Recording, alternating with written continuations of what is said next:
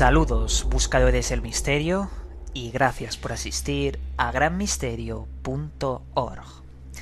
Veréis, aquí tengo un ejemplar del famoso libro Los mitos de Cthulhu, un libro escrito por H.P. Lovecraft y una serie de amigos autores que le ayudaban en su mitología. Este libro es una novela que nos habla de horror cósmico, es decir, mezclar el terror más absoluto con los extraterrestres, con seres de otros planos. Claro, es un libro de ciencia ficción, podemos decirlo así, una novela inventada. Pero cuando te pones a leer este libro y otros relatos más sobre este autor y su séquito de autores, entonces ves entre líneas un saber oculto que nos habla de las mismas cosas que estamos hablando hoy en este canal, en muchos otros canales sobre el mundo del misterio. Por lo tanto, he llegado a la conclusión de que el señor Howard Phillips Lovecraft incluía mensajes secretos, saberes ocultos entre líneas en todos sus relatos. Y esto lo hizo así por dos motivos. El primero, para llamar la atención de otros ocultistas que estarían diseminados por vete tú a saber dónde, y la otra, para contar una información que no podía ser revelada a la ligera en la época de la cual fueron escritos estos relatos. Porque claro, si tú empiezas a hablar en esa época, creo que eran los años 30, sobre estas cosas, te llamarían loco, hasta incluso te podrían encerrar en la cárcel o matar. Bueno, algo similar a lo que pasa aquí, pero de una forma más exagerada. De lo que pasa hoy en día, me refiero.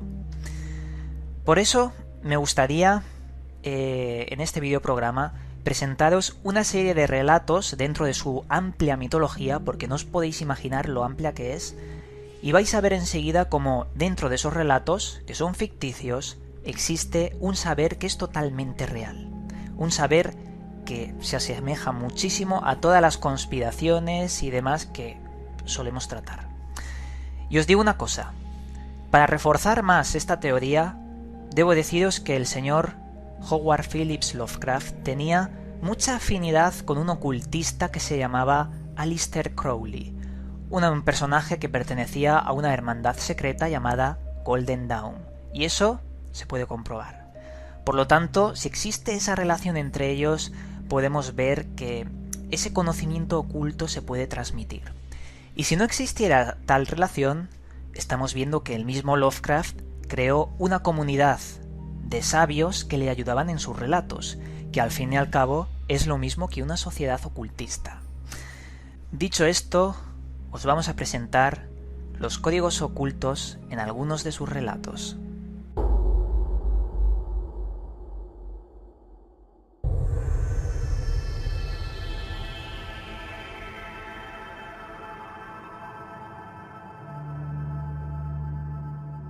El relato nos habla de una expedición a la Antártida, en la que intervienen personajes reales como el almirante Richard Evelyn Byrd o el mítico Amundsen. En ese inhóspito lugar encuentran unas montañas repletas de construcciones artificiales. Cuando se adentran en estas ruinas, comprueban que están ante los restos de una civilización mucho más antigua que el hombre y a su vez 1000 veces más avanzada. También descubren los cuerpos de unos extraños seres con una morfología muy rara y creadores de las ciudades, los llamados primordiales, congelados en una cámara bajo el hielo. El relato concluye cuando dos miembros de la expedición se adentran en las profundidades de las ruinas, encontrando extrañas simbologías de otro mundo y a un ser apodado Shoggoth, una masa gelatinosa creadora de vida y sembradora de la muerte, cuyos creadores fueron los mismos primordiales. Al parecer, los Shoggoth se rebelaron contra los primordiales y causaron su destrucción. El relato nos habla de un conocimiento oculto sobre las viejas leyendas de la Tierra Hueca y las impresionantes anotaciones reales que Richard Evelyn Byrd trajo de su expedición a los polos. Que Lovecraft haya mencionado a dos personajes reales bañados en el misterio da mucho que pensar. Es posible que entre líneas nos esté diciendo que hay algo en los polos y que ese algo no pertenece a nuestra humanidad. No hace falta leer a Lovecraft para saber esto mismo. En Gran Misterio y en otras páginas web hemos hablado sobre la censura de los polos y las grandes cavidades que ahí existen. ¿Estará Lovecraft transmitiendo algún secreto de la Antártida?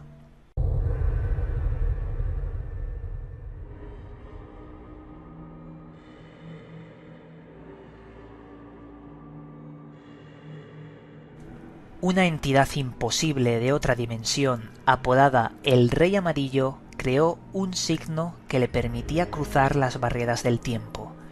Ese signo reside en la portada del libro amarillo, prohibido y olvidado.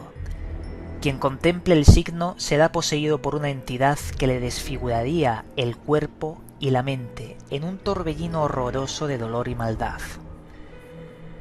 Nos está hablando del conocimiento ancestral sobre el poder de la simbología, algo totalmente real, puesto que un símbolo, una imagen, puede transmitir dolor, alegría y muchos otros estados de ánimo. Asociarlo con entidades de otras dimensiones nos advierte de que no somos los únicos seres capaces de pensar, de crear y manipular el medio que nos rodea.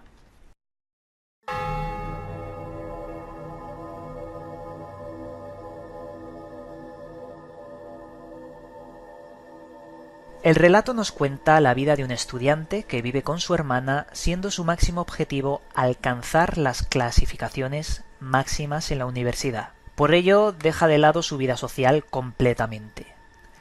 La hermana busca algún método para sacarlo del estrés del estudio, llegando a contactar con un médico que le proporciona una medicina basada en unos polvos blancos. La medicina hace un cambio radical en la vida del joven, dejándose el estudio completamente y viviendo la vida de una manera desenfrenada. De pronto, el joven se encierra en la habitación durante semanas, emitiendo ruidos extraños de noche y un fétido olor. La hermana tiró la puerta abajo y vio al joven convertido en una masa gelatinosa llena de huesos. Se había transformado en un ser horrible y repugnante de otro mundo. Al parecer, la sustancia que le daba era unos polvos que usaban las brujas en los antiguos aquelarres y servían para entrar en estados alterados de conciencia y poder así contactar con el otro lado, donde residen criaturas de otros planos. El autor hace mención a la tradición real de viejas hierbas y plantas que utilizaban muchas culturas antiguas para contactar con el más allá, y esto lo hacían mediante los estados de trance. Podríamos mencionar a la llamada soga del muerto o la ayahuasca, entre muchas otras.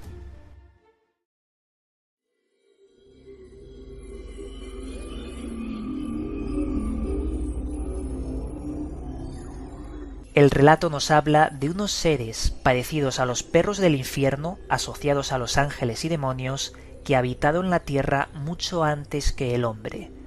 Estos seres, para penetrar en nuestra realidad, utilizarían los ángulos de las esquinas de las habitaciones para poder entrar, es decir, abriendo una fisura entre la geometría física superpuesta a otro plano. El protagonista de la historia accede al conocimiento universal que existe en un plano distinto de existencia, pero los perros de Tíndalos lo detectan, salen de las esquinas y se hace presente su trágico destino. Para poder acceder utilizaba nuevamente el uso de hierbas. En este relato volvemos a observar un elemento que nos lleva a estados alterados de conciencia, para poder acceder a otros estadios de la realidad, a una densidad diferente a la nuestra. Acceder a estos planos equivale a acceder al conocimiento de otros seres, en este caso sus guardianes son los perros de Tíndalos.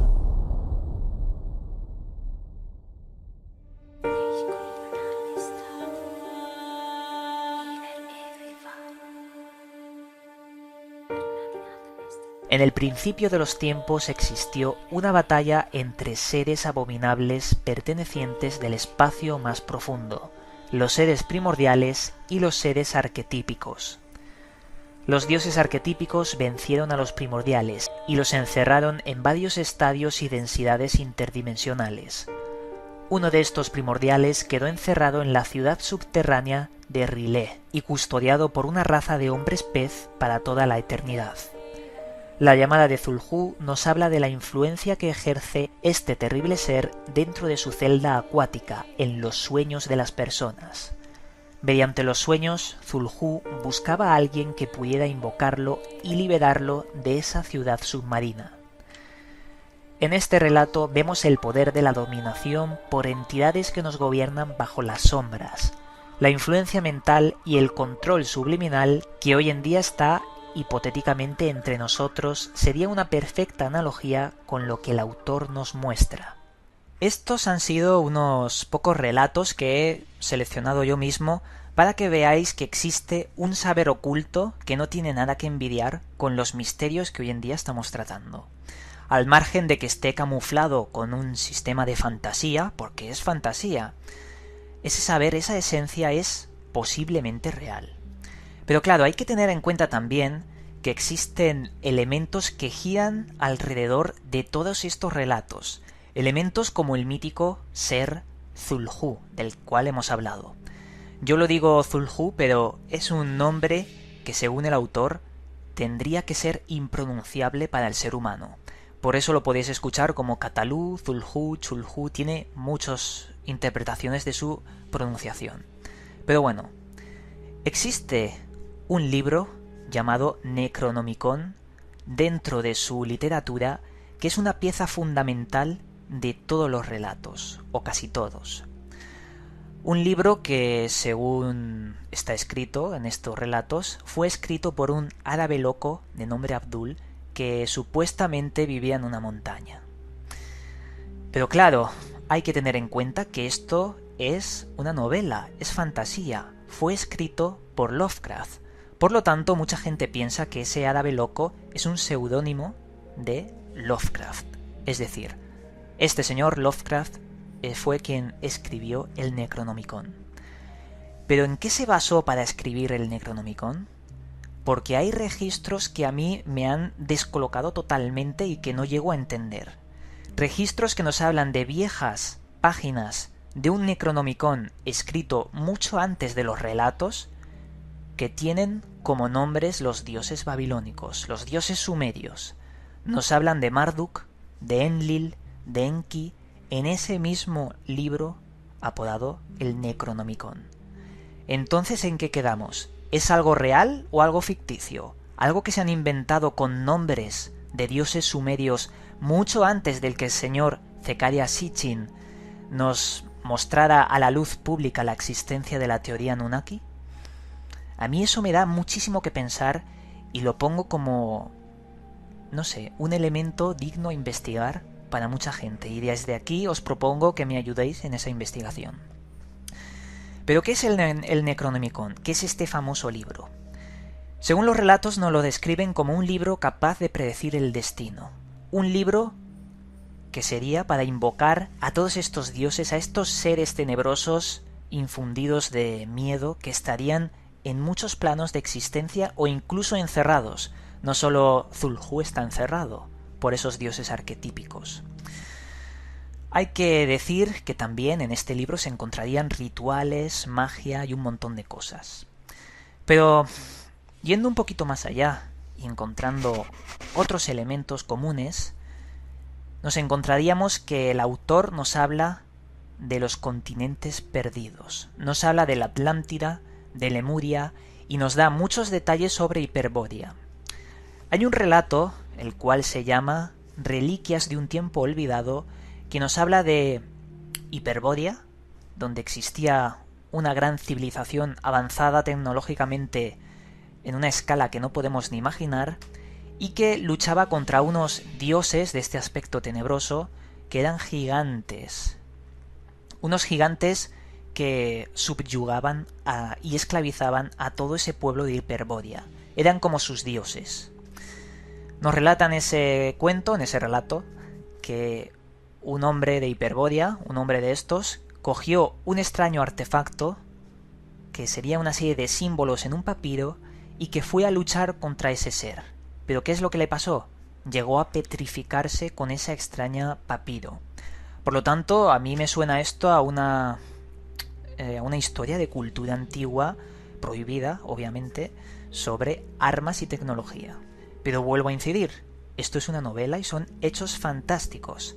Lo que a mí me llama la atención es esa mención a Hiperbórea, esa descripción que también se coincide con otros relatos, y sobre todo la Atlántida, la Lemuria, la guerra que hubieron entre estas tres y entre el continente perdido de Rutas, aunque esto no lo menciona en estos relatos. Dicho esto, os dejo aquí estas reflexiones, este misterio que está latente, y sobre todo os digo que leáis sobre Lovecraft porque se llega a disfrutar mucho de una buena lectura, aunque sea novelística, y de esos códigos secretos que, si tú investigas sobre el mundo del misterio, vas a atar cabos enseguida cuando leas estas obras. Y nada, desde aquí os debo decir que podríamos hasta incluso hablar en una segunda ocasión, porque esto no queda aquí, hay muchos otros datos en otros relatos, y nada, ahí queda la cosa.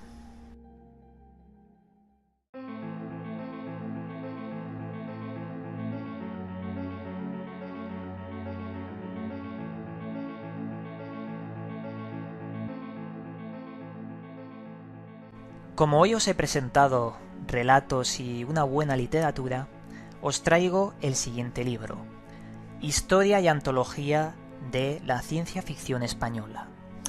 En este libro se recogen un montón de relatos de muchos autores diferentes, pero que son españoles. Nos hablan, pues bueno, de un mundo totalmente diferente, de mundos paralelos, de cosas dentro de la ciencia ficción, obviamente, y que la verdad es un buen recopilatorio para poder imaginar, soñar y encontrar cosas que a lo mejor en el futuro dejan de ser ciencia ficción. Y eso es lo que más me gusta cuando leo algún libro de ciencia ficción, el ver cómo las cosas se van cumpliendo y se van haciendo realidad. Os voy a leer algunos de los relatos que tiene aquí, los títulos.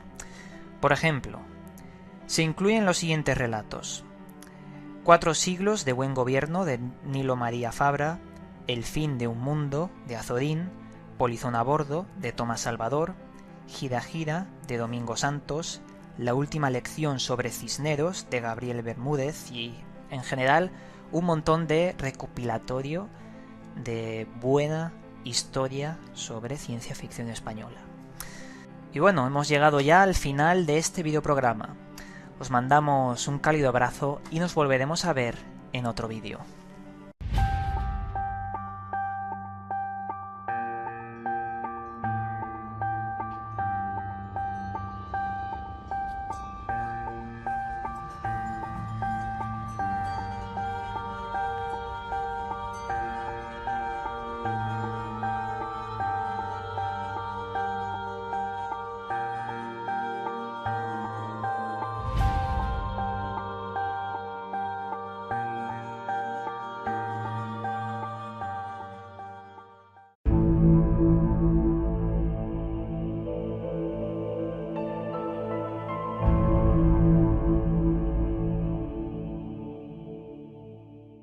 Saludos, buscadores del misterio, y gracias por asistir a granmisterio.org.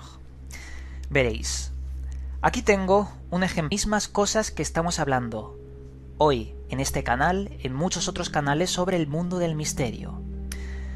Por lo tanto, he llegado a la conclusión de que el señor Howard Phillips Lovecraft incluía mensajes secretos, saberes ocultos entre líneas en todos sus relatos.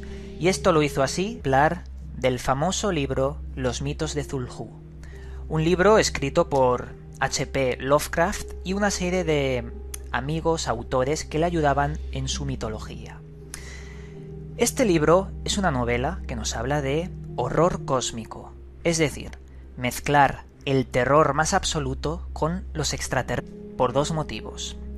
El primero, para llamar la atención de otros ocultistas que estarían diseminados por vete tú a saber dónde, y la otra, para contar una información que no podía ser revelada a la ligera en la época de la cual fueron escritos estos relatos. Porque claro, si tú empiezas a hablar terrestres con seres de otros planos.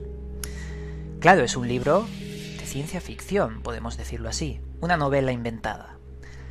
Pero cuando te pones a leer este libro y otros relatos más sobre este autor y su séquito de autores, entonces ves entre líneas un saber oculto que nos habla de las